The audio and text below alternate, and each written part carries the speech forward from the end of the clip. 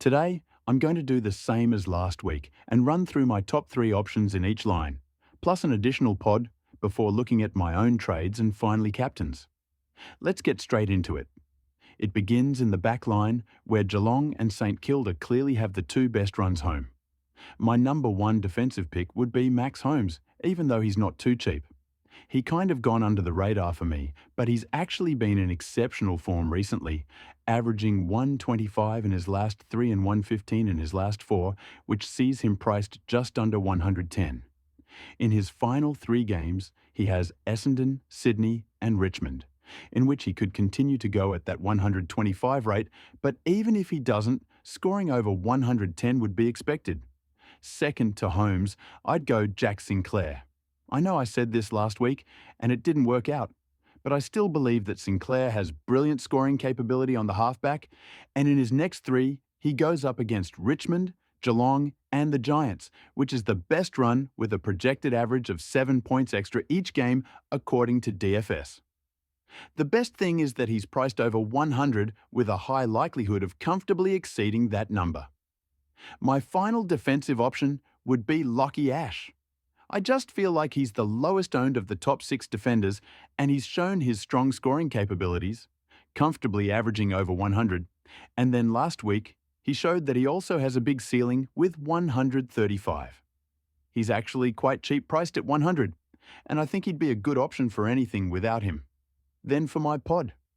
Last week I said Nick Vlastuin, and he scored 99 despite virtually not scoring in the final quarter. So I think that was a good call. He's probably the one I'd be looking at again unless you want to take a huge risk and go for like Tom Stewart with a great run home or even back in Bailey Dale, but I don't love either of these options. Now, to the midfield, my top pick here would be Jordan Dawson yet again, as the Crows comfortably have the best run home for midfielders. Dawson's priced under 105, and as we all know, he can score comfortably over that mark. With West Coast, Collingwood and North Melbourne, he would be a great in for anyone like me who's gone the season without him. My next pick is Marcus Bontempelli, but I'm giving this spot to basically all of those expensive top 8 mids who we should all have, but just in case you don't, then now is the time to get them in. That means the Bont, Dacos, maybe even Matt Rowell if you deem it necessary. If you have your rookies off field, then this the priority, using your final cash cows to get to these guys you need.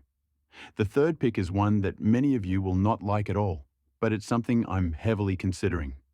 That guy is averaging just 35 points in his last 2 games, yet he's priced at 95. So why am I considering him? Because he's Jack Steele and because he plays Richmond and Essendon in his next 2 games. Is there a chance he drops a 50? Certainly. Is there also a world where he puts up a couple of 135s like he did a few weeks back? Also, yes. Now, for our midfield pod, and last week I said Braden Fiorini when he was under 1% owned who scored 107, and I again think it was a very good suggestion. Technically, Jack Steele is a pod at 3%, but I can do better.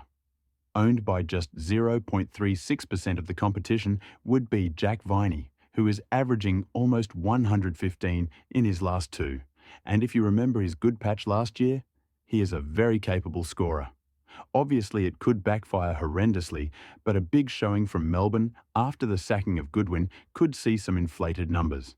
I feel like our ruck lines should be set by now, although I will point out that Rowan Marshall has the best run I've ever seen, as DFS projects that he should go 10 points above his average as he comes up against 3 dark green opponents in Richmond, Geelong and the Giants.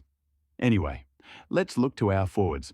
My number 1 pick has to be Jeremy Cameron, as he has Essendon this week, and then Richmond is the final round. In both of these games, I feel like he could contest the 10-goal mark as Geelong look to make history, and if this happens, he will put up some huge fantasy numbers and even be a captain option. Second to Cameron, I'd have his teammate in Brian Mears, who scored 122 last week against Port and has actually been in really good form. He's not cheap, but he's a clear top 6 forward, and with that good run home, I'd expect him to score well. Finally, I'd look at Matt Kennedy despite his poor score last week, considering it was a tough matchup. He is capable of easily averaging 100, yet he's priced well under 90. He definitely needs to be considered and offers plenty of value for those who are strapped for cash at this point in the season. I'm hoping we can see a very nice bounce back from him. And then for our pod, I think I went with Liam Baker last week and he only scored 79, so that was a bit of a flop. This week, with 1% ownership, it has to be Aaron Norton who's gone over 110 in the last 2 weeks, as he and Darcy have just dominated their opponents and they don't look like slowing down as they fight to make finals. So those are my 12 targets. But now, let's go over my 2 trades, remembering that I banked $300,000 last week for some silly reason. My first trade is very straightforward as I trade out Bailey Dale, who's been severely underperforming, and finally bring in Jordan Dawson, who I should have started. This move leaves me $150,000 to work with, and I really want to rid myself of Christian Petracca so he too can go, leaving me with just under $1 million to work with. Meaning I'll have to miss out on Max Holmes, who I would have liked. Instead, I'm looking to make a very risky and potentially very stupid move, bringing in Jack Steele with the tiniest chance that he turns things around and can put up a big score against Richmond. That is, of course, as long as he's not the sub, and otherwise I could backflip to Grand Mears. So with my trades out of the way, let's discuss captain options. Tonight you could look at Nick Dacos. It's not a great matchup, but Sam Mitchell is quite stubborn about the tag, and Nick should pretty much run free. Last time he came up against the Hawks, he scored 128, so he's definitely an option. In the Geelong-Essendon game, you definitely can look at Bailey Smith or Max Holmes, who should both put up very good scores. But if you want to have a swing at things, then Jeremy Cameron could be considered.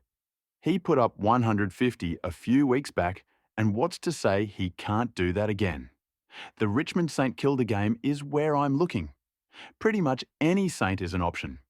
Obviously, Nasiah Wanganeen-Malera is the one with potential to go absolutely huge in one of the easiest matchups in the game, and I'd imagine most people would look here.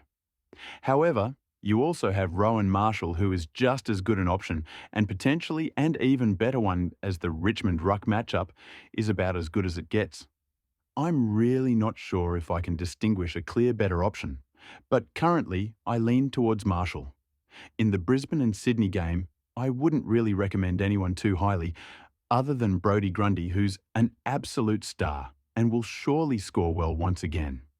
He's averaging 125 in his last 11, I'm pretty sure, so even if the matchup isn't the best, I'd still expect a very strong total.